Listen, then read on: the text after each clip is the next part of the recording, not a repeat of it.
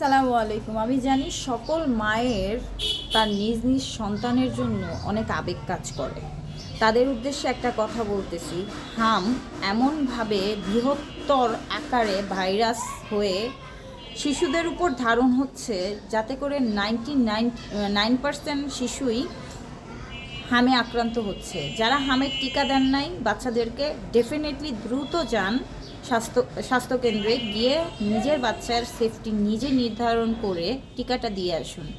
কারণ যেই বাচ্চাকে হামের টিকা দেওয়া হয়নি সেই বাচ্চার মৃত্যুর ঝুঁকি 99% বেড়ে গেছে। সো আপনি যদি আপনার বাচ্চাকে বাঁচিয়ে রাখতে চান, সুস্থ রাখতে চান, নিজের বাচ্চাকে বুকে নিয়ে বাঁচতে চান, ডেফিনেটলি দ্রুত, যদি আপনি হামের টিকা না দেন আপনার বাচ্চাকে, দ্রুত গিয়ে ডক্টরের পরামর্শ নেন ও হামের টিকাটা দেন। আপনি সেফ থাকুন, আপনার বাচ্চা যাতে সেফ থাকে, পরিবারের ও আশেপাশের বাচ্চাদের সেফটি আপনি নির্ধারণ করতে পারেন। সো নিজের বাচ্চার টেক কেয়ার নিজেরই করতে হবে।